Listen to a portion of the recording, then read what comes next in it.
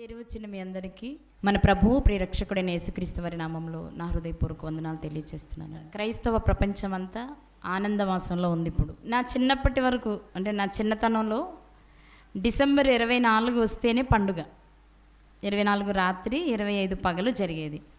ఇప్పుడు నవంబర్ 25 వస్తే పండుగ. దాని గురించి చాలాసార్లు మనం మాట్లాడుకున్నాం. నేను విమర్శిస్తున్నాను అనుకోవద్దు, వాక్యంలో ఉంది కాబట్టి. డిసెంబర్ 25ను గురించే పరిశుద్ధ గ్రంథంలో ప్రత్యక్షంగా లేదు, కానీ ప్రపంచమంతా నవంబర్ 25 నుంచి డిసెంబర్ 25 వరకు చేసుకుంటుంది కదా. దీనిలో ఎందుకంత ప్రాధాన్యత, ఒక నెల ముందు చేయడానికి కారణాలు ఏంటి అంటే, నేను పర్టికులర్గా మీకు చెప్పక్కర్లేదు కానీ మనకు తెలుసు. ఎందుకంటే మన చుట్టూ ఉన్న సమాజాన్ని మనం చూస్తున్నప్పుడు హైందవ సహోదరులు సంక్రాంతి పండుగ చేసుకునేటప్పుడు ఒక నెల ముందు చేసుకుంటారు. అది మన చిన్నప్పుడు మనకు తెలిసింది. ఇప్పుడు స్లోగా ఒక్కొక్కటి వాళ్ళ నుంచి మనకు అబ్బాయి. వాస్తవంగా మనల్ని చూసి వాళ్ళు నేర్చుకోవాలి, కానీ వాళ్ళని చూసి మనం నేర్చుకుంటున్నాం. విమర్శిస్తున్నాను అనుకోవద్దు. మాలలు వేసుకోవడం కానీ, నెలలు పట్టడం కానీ, ఈ సంప్రదాయం నాకంటే పెద్దోళ్ళు ఉంటారేమో, వాళ్ళకి అసలు తెలియకపోయి ఉండొచ్చు, కానీ ఇప్పుడు ప్రారంభించారు.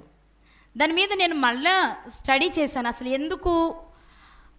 ఎందుకు చేస్తున్నారు? అసలు డిసెంబర్ 25 అనేది ఏదైనా ఏ కోణాల నుంచి వచ్చినా బైబిల్ ఎక్కడైనా సమర్థిస్తుందా, లేక పెద్దల పారంపర్య ఆచారమా? ఒకవేళ పెద్దల పారంపర్య ఆచారం అయితే దానిని అనుసరించమని వాక్యం చెప్పలేదు. మీరు మనుష్యులు కల్పించిన పద్ధతులే దేవోపదేశాలని ఒకవేళ మీరు భావిస్తే అది నన్ను వ్యర్థంగా ఆరాధించినట్లు అవుతుంది అని వాక్యం సెలవిచ్చేసింది. కాబట్టి అది పెద్దలు ప్రారంభించిన అయితే వ్యర్థమైన ఆరాధన చేసి మన దేవుని దృష్టిలో దోషులం అవుతామేమో కదా. కాబట్టి మనల్ని మనం పరిశీలించుకుంటే మంచిది కదా అని ప్రారంభించాను నేను వెతకడం, అసలు ఎందుకు పెట్టారు అని. సరే, కొన్ని వచనాలు, కొన్ని విషయాలు కొంతవరకు దగ్గరగా తీసుకెళ్ళినా పూర్తి ఆధారాన్ని మాత్రం ఇవ్వలేదు. లూకా సువార్త 2వ అధ్యాయము 1 నుండి 7 వచనాలు. ఆ దినములలో సర్వలోకమునకు ప్రజాసంఖ్య వ్రాయవలనని కైసరు ఔగుస్తు వలన ఆజ్ఞాయను.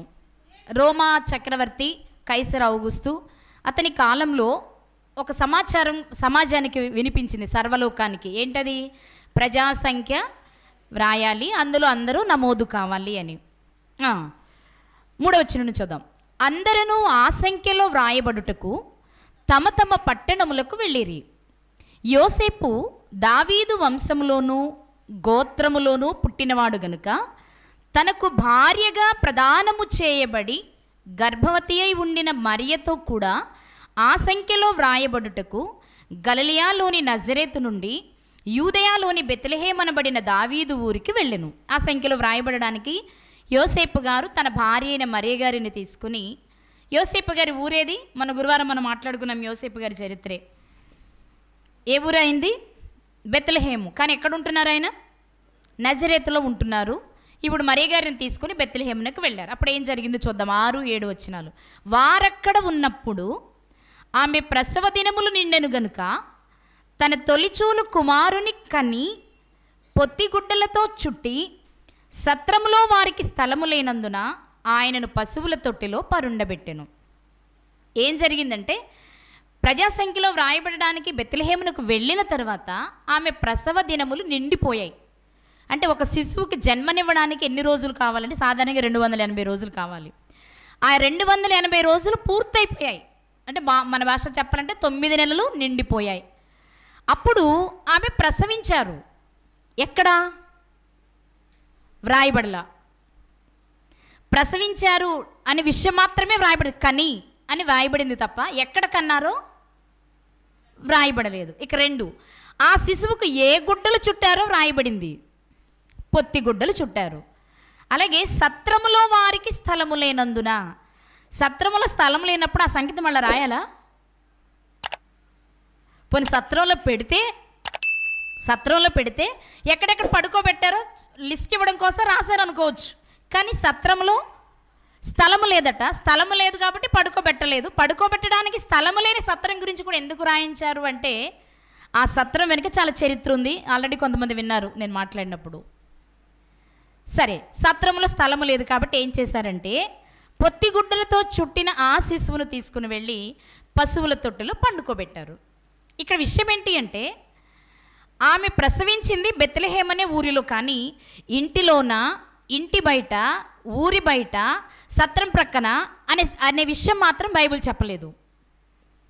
పొత్తిగుడ్డలతో చుట్టిన విషయం రాయించారు, సత్రముల స్థలము లేని విషయం రాయించారు, పశువుల తొట్టిలో పండుకోబెట్టిన విషయం రాయించారు, కానీ ఆయన ఎప్పుడు పుట్టారో, ఎక్కడ పుట్టారో మాత్రం రాయించలేదు. వాస్తవంగా పొత్తిగుడ్డలతో ఏ శిశువునైనా చూడతారు కదా, అది రాయాల్సినంత అవసరం ఉందంటారా? మామూలుగా ఆలోచిస్తే ఏ శిశువైనా జన్మించినప్పుడు, కోటీశ్వరుడైనా సరే, ఆయన ఇంటిలో ఒక శిశువు జన్మిస్తే పొత్తిగుడ్డలే చుడతారు. అది అందరికీ తెలిసిన విషయం, అది రాయక్కర్లా, కానీ రాయించారు. అంటే ఏదో మనం నేర్చుకోవాలి. 2, సత్రంలో స్థలం లేదు కాబట్టి దాని అవసరత మనకు లేదు, కానీ రాయించారు. ఎక్కడ పడుకోబెట్టారంటే పశువుల తొట్టిలో పడుకోబెట్టారు. ఇన్ని బాగున్నాయి కదా. ఆయన ఏ స్థలములో, బెత్లెహేములో, ఇంటిలోనా, ఆయన ఇంటిలోనా, పొరుగింటిలోనా, ఎక్కడ ఆవిడ ప్రసవించారనే విషయాన్ని వ్రాయించలేదు. ఇక ఏ తేదీన జన్మించారనే విషయము వ్రాయించలేదు. ఇన్ని అవసరం లేకపోయినా ఇన్ని సంగతులు వ్రాయించారు అంటే అవి అవసరమని, కానీ వ్రాయలేదు అంటే అది మనకు అంత అవసరం కాదు అని. కానీ మనిషి యొక్క స్వభావం ఏంటి అంటే, ఏది వద్దంటే అది మనం చేస్తాం, వెతుకుతాం. కానీ ఒక విషయం ఆలోచిద్దాం. ఒకవేళ బైబిల్ ఆలోచిస్తే బైబిల్ అంతా మర్మంతోనే ఉంటుంది. ఎందుకు అంటే, బైబిల్ని ఎవరు ఎక్కువగా చదువుతారో, ఎవరు ఎక్కువ ధ్యానిస్తారో, ఎవరు ఎక్కువ పరిశీలిస్తారో వారికి మాత్రమే జ్ఞానాన్ని అందించాలి అనేది దేవుని ఉద్దేశం. చదవని వాళ్ళకి అది అర్థం కాదు. చదవాలి తప్పదు కాబట్టి అని చదువుకునే వాళ్ళకి అది అర్థం కాదు. కానీ నన్ను పరలోకానికి చేర్చేది ఇదే అనుకున్నప్పుడు మాత్రం దాన్ని కష్టపడి ఇష్టపడి చదువుతాం. అప్పుడు అందులో ఉన్న రహస్యం ఏంటో దేవుడు తప్పకుండా తెలియచేస్తారు కదా. మనకి కీర్తనల గ్రంథంలో మనకి వ్రాయబడిన మాట 25వ కీర్తన 14వ చరణం, యెహోవా మర్మము ఆయన యందు భయభక్తులు గల వారికి తెలిసి ఉన్నది.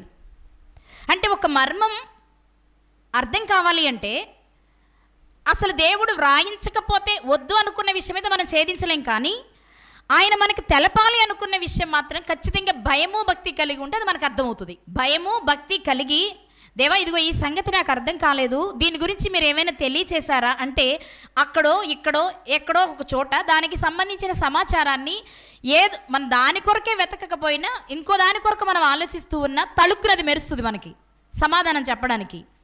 కాబట్టి బైబిల్ మర్మంతో కూడి ఉన్న పుస్తకం కాబట్టి అందులో దేవుడు మనకు తెలపాలనుకుని మర్మంగా ఉంచింది ఏదైనా ఉంది అంటే, అది తెలుసుకోవాలి అంటే మనం కేవలం ఉంచవలసింది భయాన్ని, భక్తిని. ఈ రెండు నిలిపితే ఖచ్చితంగా అర్థమవుతుంది. ఇప్పుడు మనం ప్రశ్న వేసుకుందాం. యేసుక్రీస్తు వారు జన్మించింది డిసెంబర్ 25 అంటే నెల ఏది, తేదీ ఏది, సంవత్సరం ఏది? వీటిని గూర్చి ఒకవేళ ఎక్కడైనా ఏదైనా సమాచారం ఇచ్చారా అని కొంచెం వెతుకుదాం.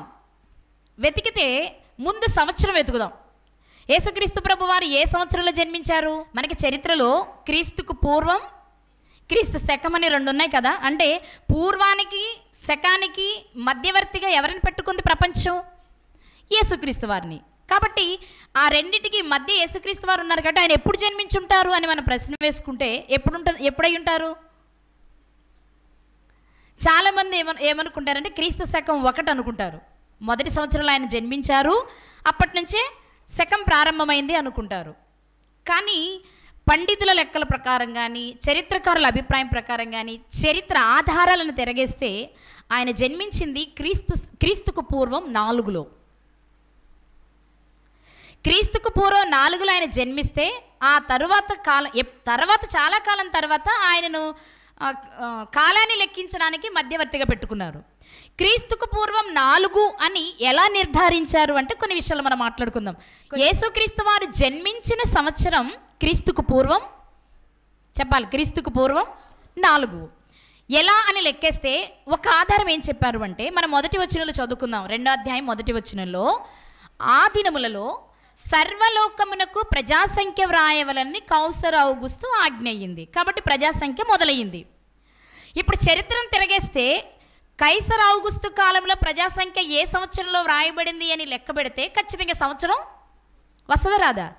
ఒక ఆధారం ఉంది.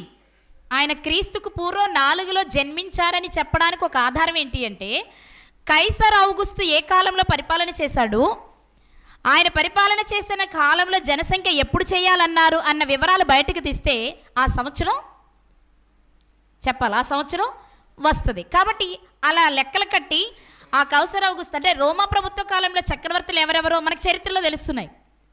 గ్రీకు కాలంలో చక్రవర్తి, గ్రీకు రాజ్యానికి చక్రవర్తులు ఎవరు, రోమా కాలానికి చక్రవర్తులు ఎవరు, ఎవరి తర్వాత ఎవరు పరిపాలించారు, ఎవరి పాలనలో ప్రజాసంఖ్య వ్రాయబడింది అనేది చరిత్రలో కనిపించే ఆధారం. కాబట్టి పండితులు లెక్కగట్టి చెప్పిన విషయం ఏంటి అంటే, క్రీస్తుకు పూర్వం 4లోనే యేసుక్రీస్తు జన్మించారు అని. దీనిని నిజమే అని బలపరుచుకోవడానికి మరొక ఆధారం ఏంటి అంటే, యేసుక్రీస్తు వారు మరణించిన సంవత్సరం క్రీస్తు శకం 29 ఏప్రిల్ 3 శుక్రవారం మరణించారు. క్రీస్తు శకం 29 ఏప్రిల్ 3 శుక్రవారం సాయంత్రం 3 గంటలకు ఆయన మరణించినట్లుగా చరిత్ర ఆధారాలు ఉన్నాయి. ఇప్పుడు 29లోనే ఆయన మరణించాలి అంటే యేసుక్రీస్తు వారు జీవించిన కాలం ఎంత అని మాట్లాడుకుంటాం మనం? 33.5 అవ్వాలంటే 1 నుంచి 29కి లెక్క పెడితే 33 వస్తాయా? రావు.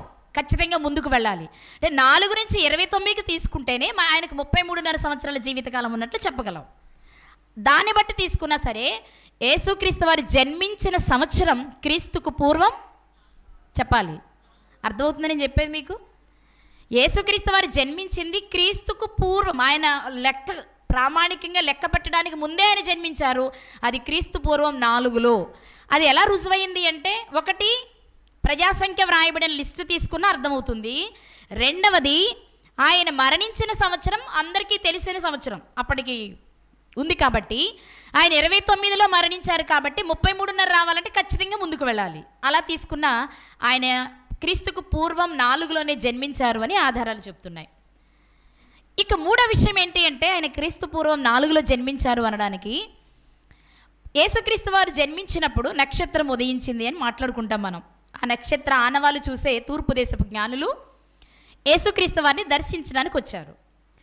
అయితే కొంతకాలం జరిగిన తర్వాత ఖగోళ శాస్త్రవేత్త అయిన కెఫ్లర్ అనే శాస్త్రవేత్త ఏం చేశాడంటే, యేసుక్రీస్తు జన్మించినప్పుడు ఒక నక్షత్రం ఉదయించిందన్నారు కదా, ఆ వింతైన తారకను గురించిన విషయాలు నేను కనిపెట్టాలి అని పరిశోధనలు చేశాడు. ఆయన పరిశోధనలు చేస్తే 3 సంవత్సరాలు పరిశోధన చేస్తే తేలిన విషయం ఏంటి అంటే, యేసుక్రీస్తు ప్రభువారు జన్మించినప్పుడు ఉదయించిన నక్షత్రం కాదు కానీ 3 గ్రహాలు ఒకే రేఖ మీదకి వచ్చినట్టు. అంటే బుధుడు ఇక్కడ ఉందనుకోండి, అదే ఈక్వల్ రేఖ మీద వెనక శుక్రుడు, అదే రేఖ మీద ఇంకొకటి ఉన్నట్లుగా 3 గ్రహాలు ఒకే కక్షలోనికి ఒక చోటకి రావు, కానీ ఒకే కక్షలో ఉన్నప్పుడు 3 గ్రహాల వలన కనిపించే ఆ ప్రత్యేకమైన కాంతి ఒక నక్షత్రంలా మెరుస్తుంది అని సెలవిచ్చాడు. ఆ 3 గ్రహాలు కూడా ఏంటి అంటే బుధుడు, అంగారకుడు, యురేనస్. ఈ 3 గ్రహాలు ఒకే కక్షలోకి వచ్చినప్పుడు నక్షత్రంలో మెరుపు వచ్చింది అని, ఆ మెరుపు వచ్చిన సంవత్సరమే యేసుక్రీస్తు జన్మించారు అని, అది క్రీస్తు పూర్వం 4లో జరిగింది అని శాస్త్రీయపరమైన రుజువులతో రుజువు చేశాడు అతను. నక్షత్రం అంటే వెలుగును బట్టి 3 గ్రహాలు ఒకే కక్షలో ఉండబట్టి వెలుగు వచ్చింది అని, ఆ వెలుగు వచ్చిన సంవత్సరమే యేసుక్రీస్తు జన్మించిన సంవత్సరము, అది క్రీస్తు పూర్వం 4 అని రుజువు చేశాడు. సో 3 ఆధారాలను బట్టి యేసుక్రీస్తు ప్రభువారు జన్మించిన సంవత్సరం క్రీస్తుకు పూర్వం 4. అర్థమైంది? ఎన్ని ఆధారాలు చూసాం మనం? ఎన్ని ఆధారాలు చూసాం? 3. ఒకటి ప్రజాసంఖ్య వ్రాయబడిన కాలాన్ని బట్టి, 2 మరణించిన తేదీని బట్టి, 3 ఖగోళ శాస్త్రవేత్త కనుగొన్న నక్షత్ర కూటమి లేదా గ్రహాల కూటమి వలన వచ్చిన వెలుగును బట్టి పరిశీలన చేసి చెప్పాడు. చరిత్రలో ఆధారాలు ఉన్నాయి కాబట్టి యేసుక్రీస్తు ప్రభు వారు జన్మించిన సంవత్సరం చాలా క్లియర్గా అందరికీ అర్థమైంది. ఓకే, ఆయన ఆ సంవత్సరం జన్మించారు. మరి డిసెంబర్ మాసంలోనే జన్మించారా అంటే చాలామంది చెప్పే దాన్ని ఏమంటారు గుడ్డి సమాధానం ఏంటంటే, గొర్రెల కాపర్లు చలి కాచుకుంటున్నారండి, అది చలికాలం కాబట్టి డిసెంబర్ పెట్టేశారు అంటారు. కానీ వాస్తవంగా పశువుల కాపరులు మందను కాచుకుంటున్నారు కానీ చలి కాచుకోవడం లేదు. కాబట్టి అది మనం ఈజీగా అంగీకరించలేని విషయం. మరి ఇక డిసెంబర్ నెల పెట్టుకోవడానికి చరిత్రలో ఏదో ఒక క్లూ ద్వారా ఏమైనా తెలుసుదా అని ఆలోచించినప్పుడు ఒక చిన్న క్లూ దొరికింది పండితులకు, బైబిల్ పండితులకు. అదేంటి అంటే, యేసుక్రీస్తు వారి జనన వార్త తెలుసుకోవాలి అంటే బాప్తిసం ఇచ్చే యోహాను గారి జననాన్ని కొంచెం పరిశీలిస్తే కొంచెం, అంటే కరెక్ట్ కాదు కానీ కొంచెం ఆధారం దొరుకుతుంది. మాసం, అది కూడా తేదీ కాదు. ఇప్పటివరకు మనం దేని గురించి ఆలోచించాం? సంవత్సరం గురించి ఆలోచించాం. ఇప్పుడు నెల గురించి ఆలోచిద్దాం. డిసెంబర్ మాసమే అని అనడానికి కారణాలు ఏమైనా ఉన్నాయంటే కాస్త దగ్గరగా అనిపిస్తున్నాయి కానీ ఖచ్చితమని అయితే మనం చెప్పలేం. అది ఎలాగూ అంటే, లూకాసు వార్త 1వ అధ్యాయంలో జకరియా ఎలిజబెత్ దంపతుల గురించి కొన్ని విషయాలు వ్రాయబడ్డాయి. ఇక్కడ ఏం జరుగుతుంది అంటే, జకరియా ఎలిజబెత్ దంపతులకు వృద్ధాప్యం వచ్చే వరకు పిల్లలు లేరు. అయితే వీళ్ళిద్దరు ఎవరు అంటే లేవీ వంశానికి చెందినవారు, యాజకత్వాన్ని చేస్తున్నవారు జకరియా గారు. ఈయన ఏ తరగతికి చెందిన వ్యక్తో ఇక్కడ మనకు కనిపిస్తుంది. ఈ తరగతిని బట్టి, దేవదూత వీరికి ప్రత్యక్షమై ఇచ్చిన వాగ్దానాన్ని బట్టి, ఎలిజబెత్ గారు గర్భవతి అయిన కాలాన్ని బట్టి, మరియమ్మ గారు గర్భవతి అయిన కాలాన్ని బట్టి లెక్కలు వేస్తే కాస్త దగ్గరకు వెళ్తాం మనం డిసెంబర్కి. అది ఎలాగో కొంచెం లెక్కలు కట్టుకుందాం మనం. ఇక్కడ చూద్దాం. లూకాసు వార్త 1వ అధ్యాయము 5వ వచనం. లూకాసు వార్త 1వ అధ్యాయము 5వ వచనము. యూదయా దేశపు రాజైన హేరోదు దినములలో అబియా తరగతిలోనున్న జకరియా అను ఒక యాజకుడు ఉండెను. చాలు. ఏ తరగతిలో? అబియా తరగతిలో. పూర్వం పాత నిబంధన కాలంలో అహరోను గారి కుటుంబీకులతో యాజకత్వం ప్రారంభమైంది మనకి. ఖచ్చితంగా సంవత్సరానికి 24 లేవీలు యాజకత్వాన్ని చేయాలి.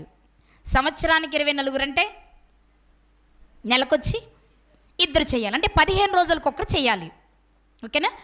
ఇప్పుడు జకరియా గారు అబియా అనబడే తరగతికి చెందిన యాజకుడు. ఆ అబియా అనే తరగతి వారు ఏ నెలలో ఏ మాసంలో యాజకత్వాన్ని చెయ్యాలి అనేది పాత నిబంధనలో మనకు ఆధారం దొరుకుతుంది. ఒకసారి చూద్దాం. అసలు చేసేవారిలో అబియా ఉన్నారో లేదో ముందు చూద్దాం. నెహెమ్యా గ్రంథము 12వ అధ్యాయము 1వ వచనము. షయల్తీయేలు కుమారుడైన జెరుబ్బాబెలుతో కూడా వచ్చిన యాజకులను లేవీలను వీరే అని లిస్ట్ ఇచ్చి అందులో 17వ వచనం, అబియా ఇంటి వారికి జిక్రీ, అంటే ఏ ఇంటికి ఎవరుండాలో చెప్తూ అబియా ఇంటి వారిలో ఎవరున్నారో నెహెమ్యా గారి కాలంలో, అంటే ఎవరు వీళ్ళంటే బబులోను దేశానికి చెరగొని పోబడి మరలా తిరిగి నెహెమ్యా గారి కాలంలో, నెహెమ్యా గారి జెరుబ్బాబెలు గారి నాయకత్వంలో తిరిగి వచ్చిన వారు కొందరున్నారు. వాళ్ళల్లో యాజకత్వాన్ని చేయగలిగిన అర్హత కలిగిన కుటుంబాలలో అబియా తరగతిలో ఒక వ్యక్తి కనిపిస్తున్నాడు. ఆయనే జిక్రీ. కానీ మనకి ఇక్కడ కావలసింది అబియా ఇంటివారు. ఏ గోత్రానికి చెందినవారు? ఏ పని చేసేవారు? యాజక ధర్మం చేసేవాళ్ళు. యాజక ధర్మం చేసే అబియా తరగతి వారు ఒకరు ఉన్నారు అని మనకు ఒక ఆధారం దొరికింది. అయితే అబియా తరగతి వారు ఏ నెలలో యాజకత్వం చేసేవారు? మరి 24 ఉన్నారు కదా, 24లో నెలకి 2 చేయాలి కదా. అబియా ఇంటి వారు ఏ నెలలో చేసేవాళ్ళో మనకు తెలియాలి కదా. అది ఎక్కడ ఉందో ఒకసారి చూద్దాం. దినవృత్తాంతముల 1వ గ్రంథము 24వ అధ్యాయము 7 నుండి 10 వచనాలు చదువుదాం. 7 నుండి 10 వచనాలు. మొదటి చీటి యెహోయారీబునకు, 2వది యెదాయాకు, 3వది హారీమునకు, 4వది సెయోరీముకు, 5వది మల్కియాకు, 6వది మియామీనకు, 7వది హక్కోజునకు, 8వది అబియాకు. ఎన్నోది? 8వది అబియాకు. ఇంకా మనకు 24 ఇక్కడ కనిపిస్తాయి. కిందకి మీరు చదువుకుంటూ వెళ్తే 23 వచనాలు వచ్చేటప్పటికి మొత్తం 24కి ఎవరెవరికి ఎప్పుడుందో మనకు కనిపిస్తుంది. అయితే ఇక్కడ మనకు కావాల్సింది అబియా తరగతి ఎందులో ఉంది? ఎన్నోది? 8వ తరగతి. 8వ తరగతి అంటే మీరు ఆలోచించాలి, తరగతికి 2 చొప్పున చేయాలి కదా. ఇప్పుడు 8వ తరగతి అంటే ఎన్ని నెలలు? 4వ నెల. అర్థమైందా? మళ్ళీ నన్ను చూడాలి. 8వ తరగతిలో వీళ్ళు ఉన్నారు. 8వ తరగతి అంటే తరగతికి 2 చొప్పున వేసుకుంటే 4, అంటే 4 నెలలు. కానీ ఈ ఈ సందర్భాలు కానీ జకరియా గారి యాజకత్వం చేసేటప్పటికి కానీ మనం జాగ్రత్తగా ఆలోచిస్తే ఇప్పుడు మనం వాడుతున్న క్యాలెండర్లు అప్పుడు లేవు. కానీ మన క్యాలెండర్ వచ్చిన తర్వాత లెక్కలు కడితే నాటి యూదులకు క్యాలెండర్ మన కాలంతో పరిగణిస్తే మార్చి 15 నుండి ప్రారంభమవుతుంది. అర్థమైంది నా మాట? మనకి ఎప్పటి నుంచి ప్రారంభమవుతుంది? జనవరి 1 నుంచి. కానీ వాళ్ళ క్యాలెండర్ని మన క్యాలెండర్తో మార్చి చూసుకుంటే మన మార్చి 15 నుంచి వాళ్ళ లెక్కలు ప్రారంభమవుతాయి. ఇప్పుడు మార్చి 15 నుంచి 8వ తరగతి అభియ గారిదంటే ఎంతకాలం పడుతుందో లెక్కలు కట్టండి. మార్చి 15 నుంచి ఏప్రిల్ 1 వరకు మొదటిది, ఏప్రిల్ 1 నుండి 15 వరకు 2, మే 1కి 3, మే 15కి 4, జూన్ 1కి 5, జూన్ 15కి 6, జూలై 1కి 7, జూలై 15కి 8. అంటే మన క్యాలెండర్ ప్రకారం లెక్కలు వేస్తే జకరియా ఎలిజబెత్ దంపతులు యాజక ధర్మం చేసేటప్పటికి మన క్యాలెండర్ ప్రకారం వాళ్ళు జూలై 1 నుండి 15 తారీఖుల మధ్యలో సేవా ధర్మం జరిగిస్తూ ఉన్నారు. ఏమైనా అర్థమవుతుందా? కొంచెం కష్టమే, మరి తప్పదు. మనం గుడ్డిగా వెళ్ళిపోకూడదు అంటే కొన్ని విషయాలు తెలుసుకోవాలి కాబట్టి. ఓకేనా? ఇప్పుడు జూలై 15లో ఆయన కార్యక్రమం ముగిసిన తర్వాత ఇంటికి వెళ్ళిపోయారు ఆయన. మనం చదువుతాం లూకాసు వార్తలో. చూద్దామా ఒకసారి అన్నమాట. లూకాసు వార్త 1వ అధ్యాయము 23వ వచనం. అతడు సేవ చేయు దినములు సంపూర్ణమైనప్పుడు తన ఇంటికి వెళ్ళెను. అంటే జూలై 15 తర్వాతే ఆయన ఇంటికి, అర్థమైందండి నేను చెప్పింది? జూలై 15 తర్వాత ఇంటికి వెళ్ళారు. ఇంటికి వెళ్ళిన తర్వాత, ఇప్పుడు ఇంటికి వెళ్ళక మునిపే కదా దేవదూత చెప్పింది నీకు కుమారుని ఇస్తాను అని. ఇంటికి వెళ్ళిన తర్వాతే ఆవిడ గర్భం దాల్చాలి. ఆవిడ గర్భం దాల్చిన నెల తర్వాత విషయం తెలియాలి. కొంచెం మైండ్ పెట్టండి ఇక్కడ. ఇంటికి వెళ్ళే వరకు ఆవిడ గర్భవతి కాదు, అంతే కదా? జూలై 15 తర్వాత ఇంటికి వెళ్ళారు. ఇంటికి వెళ్ళాలి, ఆయన భార్యను కలవాలి. కలిసిన తర్వాత కూడా ఆవిడకి ఎప్పుడు తెలుస్తుంది? 1 నెల 2 నెలలు జరిగిన తర్వాత కానీ ఆవిడ గుర్తుపట్టడానికి వీలు కాదు. ఇలా మీరు లెక్కలు కడితే జూలై ఇంటికి వెళ్తే ఆగస్టు లేదా సెప్టెంబర్లో కానీ విషయం వీళ్ళకి పూర్తిగా బయటికి రాలేదు. ఇప్పుడు అక్కడి నుంచి ఎలిజబెత్కు 6 నెలలు వచ్చిన తర్వాత కానీ మరియమ్మ గారు గర్భవతి కాలేదు. అదే కదా, నీ సమీప బంధువైన ఎలిజబెత్ గర్భవతి. చూద్దామన్నమాట. ఆమె ఎన్నో నెల గర్భవతి కూడా చెప్పేశారు వాక్యంలో. లూకాసు వార్త 1వ అధ్యాయము 36వ వచనం. మరియు నీ సమీప బంధువురాలు ఎలిజబెత్ కూడా తన వృద్ధాప్యమందు ఒక కుమారుని గర్భము ధరించి ఉన్నది. గొడ్రాలనబడిన ఆమెకిప్పుడు 6వ మాసం. ఇప్పుడు మీరు చెప్పాలి, ఆగస్టు 15 తర్వాత ఇంచుమించు సెప్టెంబర్ 1కి ఆవిడికి తెలిసి ఉంటుంది నేను గర్భవతిని అని. సెప్టెంబర్ నుంచి 6 నెలలు లెక్క పెట్టండి, మార్చి వస్తుంది. అప్పుడు మరియమ్మ గారు గర్భవతి అయ్యారు. ఇప్పుడు మరియమ్మ గారికి 9 నెలలు కావాలి. మార్చి నుంచి 9 నెలలు లెక్క పెట్టండి, డిసెంబర్ వస్తుంది. ఇంత దూరం లెక్కలు కడితే డిసెంబర్ అయి ఉండొచ్చు అనుకోవడానికి వీలుంది. అంతేనా? అర్థమైందా మీకు? ఇన్ని లెక్కలు కడితే ఒకవేళ డిసెంబర్ అయి ఉండొచ్చు అనిపిస్తుంది. అయితే ఇది ఒక భాగం. అయితే డిసెంబర్ 25 అని ఎందుకు పెట్టారు? డిసెంబర్ అయి ఉండొచ్చు, డిసెంబర్లో 15 నుండి 25 వరకు ఎప్పుడైనా అయి ఉండొచ్చు. కానీ డిసెంబర్ 25 అని పెట్టడానికి వాస్తవంగా కారణం ఏంటి అంటే, ఇది కాన్స్టాంటినోపిల్, బైజాంటియన్ సామ్రాజ్యాన్ని ఏలినటువంటి కాన్స్టాంటినోపిల్ అనే ఒక చక్రవర్తి ఉన్నాడు. అతడు మొదటి విగ్రహారాధికుడే, కానీ తర్వాత క్రైస్తవ మతాన్ని స్వీకరించాడు. క్రీస్తు శకం 323లో అతను ఏం చేశాడంటే, ప్రపంచంలో ఉన్న క్రైస్తవ పెద్దలందరినీ, బిషప్స్ అంటాం మనం, అలాంటి వారందరినీ క్రీస్తు శకం 323వ సంవత్సరంలో 318 మంది పెద్దలని ఇటలీలోని దాన్ని ఏమంటారు, నికాయా అనే పట్టణంలో ఒక సమావేశాన్ని ఏర్పాటు చేశాడు. అర్థమవుతుందన్నమాట. బైజాంటియన్ సామ్రాజ్యం చరిత్రలో ఉంది, చదువుకున్న పిల్లలకు తెలుసు. కాన్స్టాంటినోపుల్ పేరు వింటారు మీరు. అతను ఏం చేశాడంటే, క్రైస్తవ మతాన్ని స్వీకరించిన తర్వాత యేసుక్రీస్తు గొప్పతనాన్ని చాటించేలా ఆయన కొరకు ఆయన పుట్టిన దినాన్ని జరిపించుకోవడానికి ఒక రోజు ఏర్పాటు చేయాలి అనుకుని ఇటలీ దేశంలో, ఇప్పుడున్న ఇటలీ దేశంలోని నికాయా అనే ఊరిలో క్రీస్తు శకం 323వ సంవత్సరంలో 318 మందితో ఒక సమావేశాన్ని ఏర్పాటు చేశాడు. ఆ సమావేశానికి మన దేశం నుండి కూడా బిషప్ జాన్ కేరళలోని కొచ్చిన్ నుంచి వెళ్ళాడు. ఇది చరిత్రలో ఉన్న ఆధారాలు. ఈ 318 మందితో సమావేశాన్ని ఏర్పాటు చేసి ఒక నిర్ణయం తీసుకున్నారు. ఎవరు తీసుకున్న నిర్ణయం ఇది? కాన్స్టాంటినోపుల్ ఒక చక్రవర్తి తీసుకున్న నిర్ణయం.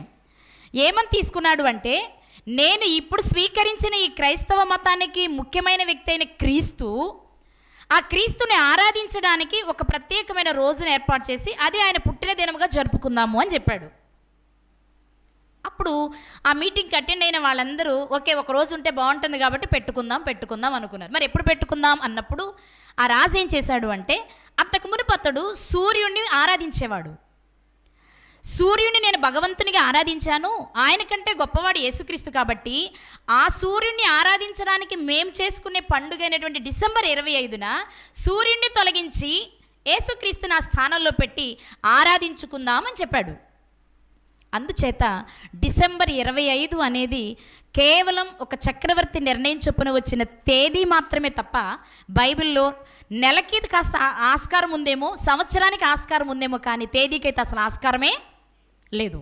మరి ఎందుకు చేస్తున్నారు? ఎందుకు దేవుడు ఇప్పుడు మనం తవ్వుకుంటే సంవత్సరం దొరికింది మనకి, ఇటు చరిత్రను దగ్గర పెట్టుకుని బైబిల్ని దగ్గర పెట్టుకుంటే సంవత్సరం దొరికింది మనకి, అలాగే నెల దొరికింది మనకి. మరి డేట్ ఎందుకు దొరకట్లేదు? ఎందుకు అంటే నాకు ఒక విషయం అర్థమైంది. కొన్ని విషయాలు దేవుడు తెలపడానికి ఇష్టపడరు. ఎందుకు ఇష్టపడరో కూడా కారణం చెప్తా. ఆయన ఇష్టపడకపోవడానికి ముఖ్యంగా యేసుక్రీస్తు ప్రభువారు పుట్టిన స్థలాన్ని, పుట్టిన తేదీని తెలపకపోవడానికి కొన్ని ప్రధాన కారణాలు చరిత్రలో జరిగాయి. అవేంటో మీకు 2-3 చెప్తా. ఆల్రెడీ మీకు గతంలో వేరే టాపిక్ విషయంలో మీకు చెప్పాను, కానీ ఇప్పుడు సందర్భం వచ్చింది కాబట్టి చెప్తాను. ఎందుకు ఆ తేదీని కానీ ఆ స్థలాన్ని కానీ తెలియచేయడానికి దేవుడు ఇష్టపడలేదు? పొత్తిగుడ్డలతో చుట్టిన విషయం చెప్పారు, సత్రంలో పెట్టని విషయం చెప్పారు, తొట్టెలో పండుగ పెట్టిన విషయం చెప్పారు, కానీ ప్రసవించిన స్థలాన్ని ఎందుకు చెప్పలేదు అంటే, ఆ స్థలాన్ని చెప్పుంటే, చెప్పకపోయినా ఇప్పుడు యెరూషలేముని బెత్లెహేమును వదలట్లేదు కదా. కాస్త డబ్బులుంటే, అవకాశం వస్తే టూర్ ఎక్కడికి వెళ్తున్నారు జనాలు? చెప్పకపోయినా. మరి అదే ప్లేస్ చెప్పుంటే పుణ్యక్షేత్రం అయిపోయేది. అలా అవ్వడం దేవునికి ఇష్టం లేదు. అవ్వడం ఇష్టం లేదని మీరెలా చెప్తారు అంటారేమో. చరిత్రలోని కొన్ని విషయాలు మీరు, మొదటిది, దేవునికి ఇష్టం లేనిది విగ్రహారాధన. ఆ విషయంలో ఎవరి విషయంలోనైనా ఆయన ఒప్పుకోరు. ఇంక ఇతరితర విషయాల్లో అయినా ఒకవేళ క్షమాపణ అడిగితే క్షమిస్తారేమో, కానీ ఆయన కాదని విగ్రహారాధన చేసేవారి విషయంలో ఎక్కడ చూసినా శిక్ష విధించే చేరదీశారు. ఆయన తప్పించిన దాఖలాలు ఏం లేవు, మనకు తెలుసు. మొదటిగా మోషే అహరోను గారు కొండ మీదకి ధర్మశాస్త్రాన్ని తీసుకురావడానికి వెళ్ళారు. వెళ్ళి తిరిగి రావడానికి 40 రోజులు పట్టింది. 40 పగళ్ళు 40 రాత్రులు ఉన్నారు. తిరిగి వచ్చే లోపు ఏం చేశారు వీళ్ళు? అహరోను గారిని పిలిచి, మమ్మల్ని తీసుకొచ్చిన మోషే ఏమైపోయాడో మాకు తెలియదు, మమ్మల్ని నడిపించడానికి ఇప్పటివరకు నడిపించిన ఒక దేవత మాకు కావాలి, మాకు తయారు చేసి ఇవ్వమంటే మీ బంగారం అంతా ఇవ్వమన్నారు. ఆయన దాన్ని తీసుకెళ్ళి అగ్నిలో వేస్తే దూడ రూపం వచ్చింది. వచ్చిన రూపానికి చక్క జేజేలు పెట్టారు, బలిపీఠం కట్టారు, పండుగ చేశారు, ఉత్సాహంతో ఊరేగుతూ ఉన్నారు. అక్కడ రాయబడిన మాట, జనులు తినుటకు త్రాగుటకు కూర్చుండి ఆడుటకు లేచిరి. అంటే ఎంత భయంకరంగా ప్రవర్తించారు. అప్పుడు దేవునికి వెంటనే కోపం వచ్చింది. మోషే గారికి కూడా కోపం వచ్చింది. ఎందుకు వచ్చింది కోపం? దేవునికి నచ్చని ఒక పని వాళ్ళు చేస్తున్నారు కాబట్టి. ఇప్పుడు అర్థమైపోయింది దేవుడికి ఏమని, వీళ్ళకి ఎవరో లేకపోతే ఎవరో ఒకరిని కనీసం దూడనైనా దేవతగా పెట్టుకుని ఆరాధించే సంస్కృతిలోనికి పిల్లలు వెళ్ళిపోయారు. వీళ్ళకి ఎప్పుడు ఆరాధించడానికి ఏదో ఒకటి కావాలి. ఏం కావాలి? చోటైనా కావాలి, తేదీ అయినా కావాలి, మంచి మనసుకి నచ్చిన వ్యక్తి అయినా కావాలి. అంటే ఈ వ్యక్తి నచ్చాడు అంటే ఆ వ్యక్తికి సంబంధించిన ఏది దొరికినా దాన్ని అడ్డం పెట్టుకొని విగ్రహారాధన చేసేయడానికి ఇష్టపడే ప్రజలు వీళ్ళు అని అర్థమైంది ఆయనకి. నిజమేనా? ఆయన అనుకున్న మాట ప్రజలు అలాగే చేశారంటే ఇంకొంచెం ముందుకు వస్తే మనకు ఒక విషయం తెలుస్తుంది. న్యాయాధిపతుల గ్రంథంలో మీకు తెలుసు, గిద్యోను గారు మిద్యానీయుల మీద యుద్ధం చేసి వారిని ఓడించినప్పుడు ప్రజలందరూ గిద్యోను గారి దగ్గరకు వచ్చి ఏం చెప్తున్నారు ఒకసారి చూద్దాం. న్యాయాధిపతుల గ్రంథము 8వ అధ్యాయం 22వ వచనం.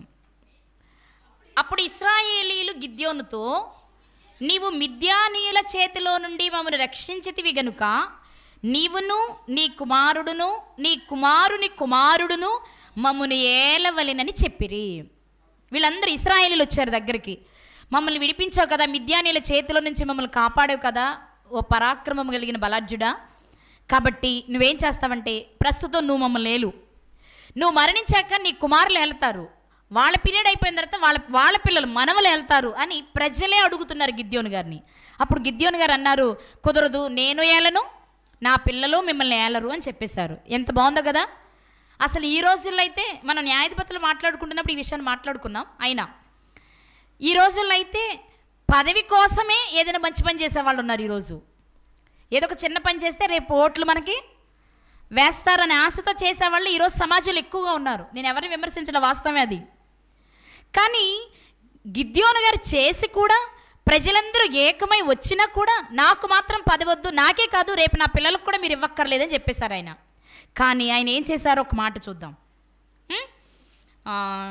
24వ వచనం, 8వ అధ్యాయం 24వ వచనం. మరియు గిద్యోను, మీలో ప్రతివాడు తన దోపుడు సొమ్ములోనున్న పోగులను నాకు ఇయ్యవలెనని మనవి చేయుచున్నాను అనెను. నాకు మీకు రాజ్యం వద్దు, మీ మీద అధికారినిగా వద్దు, కానీ ఇదిగో మీ దగ్గర ఉన్న చెవి పోగులు, కమ్మిలు అవన్నీ కదా బంగారం అంతా, మీరు దోచుకున్నది అంతా తెచ్చి నాకు ఇవ్వండి అని ఒక బట్టను పరిచారు. వాళ్ళంతా అసలు ఆయన రాజుగానే ఉండమన్నవారు ఆయన అడిగితే కాదంటారా? అడిగితే కాదంటారా? వాస్తవంగా మనం ఎలీషా గారి దగ్గర చూస్తాం. నయమాను గారు బాగుపడిన తర్వాత కానుకలు ఇస్తానంటారు, ఆయన నాకు వద్దన్నారు. తిరిగి గెహాజీ గారు పరిగెత్తినప్పుడు ఏమన్నారు? ఒకటేంటి బాబు, అన్ని డబల్ తీసుకోమన్నారు. అంటే ఒక దైవజనుడు కానీ లేక మనకు మేలు చేసిన వ్యక్తి కానీ ఏదైనా అడిగితే మనం మ్యాక్సిమం చేస్తాం, అవసరమైతే ఇంకొంచెం ఎక్కువే చేయటానికి ఇష్టపడతాం. పదవి నాకు వద్దు, మీ బంగారం నాకు ఇవ్వండి, నేను ఒక పని చేస్తాను అన్నప్పుడు ప్రజలు ఏం చేస్తారు? ఇచ్చారు, వలిచి ఇచ్చేశారు. దానితో ఆయన ఏం చేశారంటే ఒక ఏఫోదును చేసి ఏం చేశారు చూద్దామా, కిందకి చూద్దాం. 26వ వచనం. మిద్యాను రాజుల ఒంటి మీదనున్న చంద్రహారములు, కర్ణభూషణములు, ధూమ్రవర్ణపు బట్టలు గాకను, ఒంటెల మెడలనున్న గొలుసులు గాకను, అతడు అడిగిన బంగారు పోగుల ఎత్తు 1700 తులముల బంగారము. గిద్యోను దానితో ఒక ఏఫోదును చేయించుకుని తన పట్టణమైన ఒఫ్రాలో దాన్ని ఉంచెను. ఈ పదం మీరు చూడాలి, 27వ వచనం. కావున ఇశ్రాయేలీలందరూ అక్కడికి పోయి దాన్ని అనుసరించి వ్యభిచారులైరి. బంగారంతో చేయించిన ఏఫోదు దగ్గరకు వెళ్ళి అనుసరించడం అంటే ఏం చేస్తుంటారు? వ్యభిచారం అంటే ఫిజికల్గా కాదు, ఇది మానసికమైన వ్యభిచారం. అంటే ఆ ఏఫోదు దగ్గరకు వెళ్ళి ఏఫోదుకు నమస్కరించి ఏఫోదుకు దండాలు పెట్టి నీవే మా దేవుడివి, నీవే మా దేవతవి అన్న చందాన దేవుణ్ణి కాదని చేస్తున్న వ్యభిచారం ఇది. అర్థమైందా? అక్కడేం చేశారు? దూడను చేశారు. ఇక్కడేం చేశారు? గిద్యోను గారి మీద ఉన్న ప్రేమతో గిద్యోను గారు పెట్టిన ఏఫోదుకు నమస్కరించి పూజలు చేసి వ్యభిచారం చేశారు. ఇప్పుడు నిజంగా వాళ్ళ మనస్సు అలాంటిదే అనడానికి చాలా వరకు ఆస్కారం ఉంది. అందుకే తర్వాత కాలంలో దేవుడు ఏం చేశాడో తెలుసా? అంటే గిద్యోను గారి కంటే ముందే వాళ్ళ మనసు ఎరిగిన దేవుడు ఏం చేశారో తెలుసా? మోషే గారి విషయంలో ఆయన తీసుకున్న నిర్ణయాన్ని ఒకసారి చూద్దాం మనం. ద్వితీయోపదేశకాండము ఆఖరి అధ్యాయం అంటే 34వ అధ్యాయము మోషే గారి గురించి వ్రాయబడిన మాట. 5-6 వచనాలు చదువుదాం. 5-6 వచనాలు. యెహోవా సేవకుడైన మోషే యెహోవా మాట చొప్పున మోయాబు దేశంలో మృతి పొందెను. బెత్పయేరు ఎదుట మోయాబు దేశంలోనున్న లోయలో అతడు పాతి పెట్టబడెను. అతని సమాధి ఎక్కడ ఉన్నదో నేటి వరకు ఎవరికీ తెలియదు. అసలు ఏమైనా అర్థం ఉందండి? పైనేమో పాతి పెట్టినట్టు కనబడుతుంది, ఏ దేశమో కనబడుతుంది, మరి సమాధి దొరక్కపోవడం ఏంటి? మోయాబు దేశంలో ఒక లోయలో పాతి పెట్టారన్నారు. ఆ లోయ కదా మరి సమాధి ఉన్నది, ఆనవాళ్ళు అదే కదా. మరలా నేటికి సమాధి తెలియలేదంటున్నారేంటి? అంటే ఇక్కడ ఏం జరుగుండాలంటే ఒక పర్వతం ఎక్కారు మోషే గారు, చెప్పేశారు నువ్వు చనిపోతావు బాబు అని చెప్పేశారు. దేవుడు ముందే చెప్పేశారు కదా, మెరీబా జలముల యొద్ద చేసిన తప్పిదాన్ని బట్టి నువ్వు కనాను చేరవు అని దేవుడు సెలవిచ్చేశారు. అలాగే మోయాబు దేశం వచ్చిన తర్వాత వీరు కొండెక్కారు, ఆ తర్వాత అక్కడ మరణించాలి. కొండ మీద మరణించిన ఆయన ఆ తిన్నగా వెనుక ఉన్న లోయలో పడిపోయి ఉండాలి. పలానా ప్రదేశంలో ఉన్న లోయలో పడిపోయారని చెప్పుకోవడమే తప్ప ఆ లోయలో పర్టికులర్గా ఏ ప్లేస్ అనేది మాత్రం ఎవరికి తెలియదు. ఇంకా బాగా చెప్పాలి అంటే ఆకులు, అలములు, గాలి, దుమ్ము ఇలాంటి వాటితో ఆయన దేహాన్ని కప్పేసి ఉండాలి తప్ప వీళ్ళు మోసుకొని వెళ్ళి కప్పిందైతే కాదు. ఒకవేళ మనుషులే సమాధి చేసినట్లయితే ఆ సమాధి ఎక్కడుందో నేటికి తెలియదు అనే పదం వాడబడేది కాదు. కానీ ఇక్కడ ప్రశ్న ఏంటి అంటే ఎందుకు ఆయన సమాధిని తెలియకుండా అలా చేశారు దేవుడు? ఎందుకంటే ఇశ్రాయేలు ప్రజలకు ప్రాముఖ్యమైన వ్యక్తి దేవుని తర్వాత ఎవరు అంటే మోషే గారే. మీ క్రొత్త నిబంధన వచ్చిన తర్వాత కూడా శాస్త్రులు పరిశీలన నోట వినబడే మాటలు ఏంటి? ఎంతసేపు మోషే మోషే మోషే ధర్మశాస్త్రంలో ఇలా లేదా, మోషే మీకు ఇలా చెప్పలేదా, మోషే కంటే మీరు గొప్పవారా, మేము మోషేకి శిష్యులం, ఇవే పదాలు వాడుతూ ఉండేవారు వాళ్ళు. ఎందుకంటే ధర్మశాస్త్రాన్ని తెచ్చింది ఆయనే కాబట్టి వారి దృష్టిలో ఒకానొక సందర్భంలో అసలు దేవునితో మేము మాట్లాడం, నువ్వు మాతో మాట్లాడు చాలు అన్నారు వాళ్ళు మోషే గారితో. ఏ విషయం కావాలి అన్నా మోషే గారిని పంపించారు వాళ్ళు. అలాంటి మోషే గారి పట్ల ఒక ప్రత్యేకమైన అభిమానం పెంచుకున్నారు ఇశ్రాయేలు ప్రజలు. ఇప్పుడు దేవుడు ఆలోచించిన విషయం ఏంటంటే, మోషే శవము దొరికింది అంటే ఏం చేస్తారు? మంచి సమాధి కట్టి మట్టి కూడా అమ్ముతారు. ఎంత 2 తాళ్ళ లోతంత మట్టి తవ్వారట దేవదాసయ్య గారికి. అంటే నేను విమర్శించట్లే కానీ ఆ అతి భక్తి అనాలి, అతి దేవతా భక్తి అని చెప్పొచ్చు అలాంటి వాళ్ళని. మట్టిలో ఏముంటుందండి? ఆ మట్టిలో ఏముంటుంది? భక్తి అంతే, పిచ్చి. అదొక అంత దాకెందుకు? మనం చాలా ప్రదేశాలు ఇప్పటికి కూడా చూస్తున్నాం. ఉదాహరణకి ఎక్కడికో వద్దు, జోసెఫ్ తంబి గారు ఉన్నారు. ఆయన మీరు ఎవరైనా చూశారు ఇప్పుడు? కానీ ఆయన అంటే ఎవరో మనందరికీ తెలుసు. ఎందుకు తెలుస్తుంది? ఒక దినాన్ని నిర్ణయించి ఆ దినములో ఆయనను భక్తితో కొలిచి తిరునాలు చేసుకుని ఉల్లాసంగా ఉత్సాహంగా ఏవేవో చేస్తున్నాం. కారణం ఏంటంటే ఆయన ఒక గొప్ప వ్యక్తి అనే ఒక నమ్మకం. అంటే చరిత్రలో వీరు మంచివాళ్ళు, వీళ్ళు గొప్పవాళ్ళు, వీళ్ళు భక్తి కలిగిన వాళ్ళు అనే ఒక ఆలోచన మనిషి మనసులోకి వస్తే ఆ వ్యక్తిని తనకు తెలియకుండానే దేవుని చేసేస్తాడు. అందుకే మోషే గారి శవాన్ని దొరకనీయకుండా చేశారు. అందుకే మిఖాయిలకి అపవాదికి మధ్య ఆ శవాన్ని గురించే తర్కం జరిగింది. అది శరీరం అంటాం కాదు, వాస్తవంగా అది శవమే.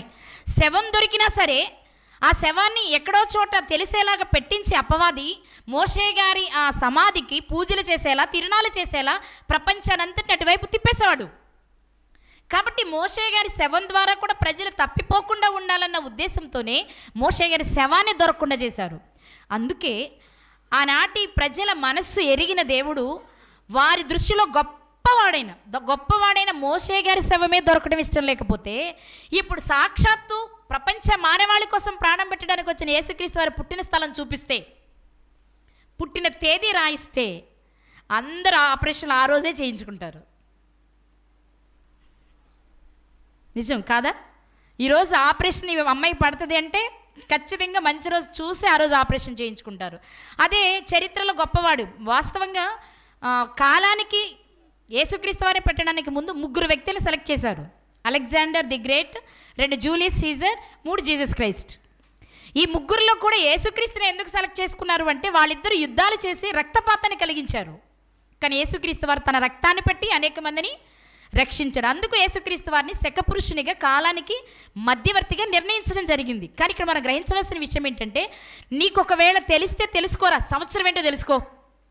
నీకు కొంచెం క్లూ ఇచ్చా, ఏమిచ్చా? ప్రజాసంఖ్య వ్రాయించి చరిత్రలో ఉంచా, తెలిస్తే నీకు సంవత్సరం తెలుస్తుంది తెలుసుకో. ఇంకా కొంచెం లోపలికి వెళ్ళి నువ్వు గట్టి పిండి ఏదైనా సారా సంపాదించాలంటే కొంచెం ఇంచుమించుగా దగ్గరగా ఉన్న నెల తెలుస్తుందేమో తెలుసుకో. కానీ డేట్ మాత్రం నీకు చెప్పను. ఎందుకు చెప్పను? డేట్ చెప్తే యేసుక్రీస్తు వారు ఆయన ఎంత తగ్గించుకున్నా ఆయనకి అసలు ఇక్కడ ఇప్పటికే అసలు ఏ ఆధారం దేవుడు ఇవ్వకపోయినా దేవునికి మించినట్లుగా చేసేస్తున్నాం మనము. కానీ ఏదైనా ఆధారం ఉంటే మాత్రం ఖచ్చితంగా ఏం చేసేవాళ్ళం మనం? ఆయన వద్దని చెప్పినా, కాదని చెప్పినా, లేదని చెప్పినా మనం వినం. చెప్పుకోలేదు, ఆయన ఎన్నో చెప్పుకున్నారు కదా. కానీ ఏది పాటిస్తున్నాం? ఏది పాటించట్లా. కానీ ఇక్కడ విషయాన్ని ఆలోచిస్తే బైబిల్లో ఆ డేట్ ఇవ్వలేదు, నువ్వెంత తరచి చూసినా ఇవ్వలేదు. కానీ డేట్ ఎలా ఫిక్స్ అయింది అంటే కేవలం ఒక చక్రవర్తి అభిప్రాయం ప్రకారమే అది ఫిక్స్ అయింది. చక్రవర్తి అంటే ఒక మనిషి. మరి మనుషులు కల్పించిన పద్ధతిని మనం అనుసరించవచ్చా? ఎటు తిరిగి వచ్చినా ఇది మనం చేయకూడదు, ఎందుకంటే ఆజ్ఞను అతిక్రమించిన వారం అవుతాం. మనుషులు కల్పించిన పద్ధతులను ఆచరించడం వలన ఎలా అవుతుందో నేను ముందు మీకు చెప్పాను. ఆయన ఒక మాట చూసుకొని ముగించుకుందాం. మార్కు సువార్త 7వ అధ్యాయము 6వ వచనం, యేసుక్రీస్తు వారి స్వయంగా చెప్తున్న మాట. ఈ ప్రజలు పెదవులతో నన్ను ఘనపరుచుదురు, కానీ ఇది వాస్తవం కదా. క్రిస్మస్ పండుగ చేసుకునే వాళ్ళందరిలో 90% ఇలాగే ఉంటారు, అవునా? ఉందురు కానీ వారి హృదయం నాకు దూరముగా ఉంది. వారు మానవులు కల్పించిన పద్ధతులు దేవోపదేశములని బోధించుచు, నీ తెలీదా యేసుప్రభు పుట్టింది డిసెంబర్ 25 తెలుసా అని మరి చెప్పుకుని ఆ డేట్ని ఫిక్స్ చేసుకొని మనం ఏం చేస్తున్నాం? ఆరాధిస్తున్నాం. మన దృష్టిలో అది ఆరాధనే, కానీ ఆయన దృష్టిలో అది ఎలాంటి ఆరాధన? వ్యర్థమైన ఆరాధన. మరి దేవుడు చేయమన్నది ఏ ఆరాధన అంటే, నేను పంపిన నా కుమారుడైన క్రీస్తుని నీ హృదయంలోనికి ఆహ్వానించు. ఆయన నీ హృదయంలో పుట్టాలి. ఆయన ఎక్కడ పుట్టాడో నీకు అవసరం లేదు. ఆయన ఎక్కడ పుట్టాడో నీకు అవసరం లేదు. మరి నీకు అవసరమైంది ఏంటి? ఆయన నీలో పుట్టడు. యేసుక్రీస్తు వారిని స్వరక్షకునిగా నీలోనికి నువ్వు ఆహ్వానిస్తే, అలా ఆహ్వానించిన రోజే నీ జీవితంలో నిజమైన క్రిస్మస్. కానీ ఇది చేయట్లే సంఘం, సమాజం చేస్తుందా? క్రీస్తుని ఆహ్వానించిన వాళ్ళే చేస్తున్నారు ఈ పండుగని. అసలు నిజం చెప్పాలంటే క్రీస్తుని ఆహ్వానించిన వారు అసలు చేయలేరు. ఎందుకంటే ప్రతిరోజు పండుగ వాళ్ళకి. ఫిలిప్పీ పత్రికలో పౌలు గారు చెప్పిన మాట ఏంటంటే, ఆనందించుడి, మరలా చెప్పుదురు ఆనందించుడి, ప్రభువునందే ఆనందించుడి. ప్రభువునందు ఆనందించుడి, మరలా చెప్పుదురు ఆనందించుడి. మరి ప్రభువే మనలో ఉంటే ప్రతిరోజు ఆనందిస్తాం, ప్రతిరోజు పండుగే. కానీ అలా కాదనుకొని ఒక డేట్ని పెట్టుకుని ఆ రోజు మాత్రమే ఆనందిస్తాను, ఆ రోజు మాత్రమే ఎంజాయ్ చేస్తాను అంటున్నామంటే దేవుని పద్ధతికి విలువనిస్తున్నామా, మనుషుల పద్ధతులకు విలువనిస్తున్నామా? నీ ఇష్టం. నువ్వు ఎవరికి ఇస్తావనేది నీ ఇష్టం. ఎవరిని వద్దని కాదని చెప్పడానికి లేదు. కానీ బైబిల్ ఇలా చెప్పిందని చెప్పడం మాత్రమే మా బాధ్యత. లేదండి నేను చేసుకుంటేనే నాకు ఇష్టం అంటావా, చేసుకో. కానీ దానికి లెక్క నువ్వు చెప్పుకోవాలి. దానికి లెక్క ఎవరు చెప్పాలి?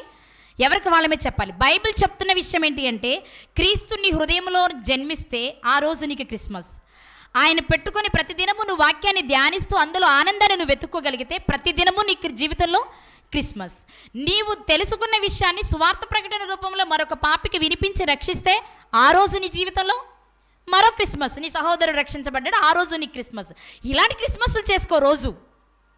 కానీ అసలు ఆయనకి చోటే లేకుండా ఆయనని చాలా దూరంగా పెట్టి అందరూ చేసుకుంటున్నారు కాబట్టి నేను చేసుకోకపోతే బాగోదనుకొని మందు, చిందు, విందు వీటితో గడిపేస్తుంది సమాజం కదా.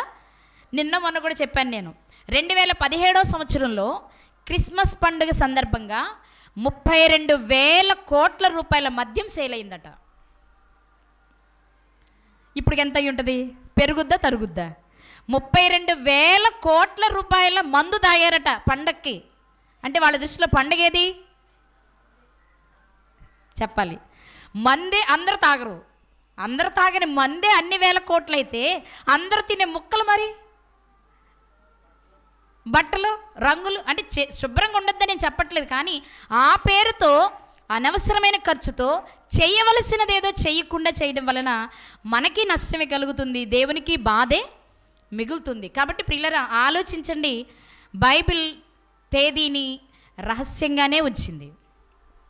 పుట్టిన స్థలాన్ని బైబిల్ రహస్యంగానే ఉంచింది. అందుకు ఒకే ఒక్క కారణం, అది తెలిస్తే యేసుక్రీస్తుని వదిలిపెట్టేస్తారు, పుట్టిన స్థలం హైలైట్ అయిపోద్ది. ఆయన్ని వదిలేస్తారు, ఆయన పుట్టిన డేట్ హైలైట్ అయిపోద్ది. ఇంకా చెప్పాలంటే ఆయన్ని వదిలేస్తారు, వాళ్ళ నాన్న కూడా వదిలేస్తారు. కానీ తేదీలకు, ప్రాంతాలకు ప్రాధాన్యతనిస్తాం కనుకనే అలా ఉండకూడదని ఆయన చెప్పారు.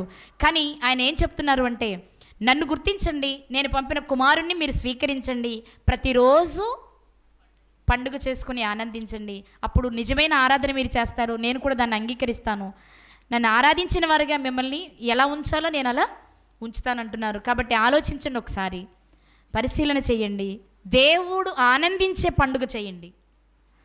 మీకు తృప్తినివ్వాలి, మరణిస్తే మనకి పరలోకం రావాలి. అలా రావాలి అంటే దేవుడు ఆశించేదేదో మీరు అర్థం చేసుకోవడానికి ప్రయత్నం చేయండి. దేవుడు చెప్పిన మాట, ఒకే ఒక్క మాట బైబిల్ చరిత్రలో ఏంటో తెలుసా? ఒక పాపి భూమి మీద మారు మనసు పొందితే అప్పుడే నేను దూతల ఎదుట సంతోషిస్తాను. అది అసలైన పండుగ. ఆయనకి సంతోషం, ఆయనకి ఆయన సంతోషపెట్టడం కంటే మించింది ఏదైనా ఉందా మనం చేసేది?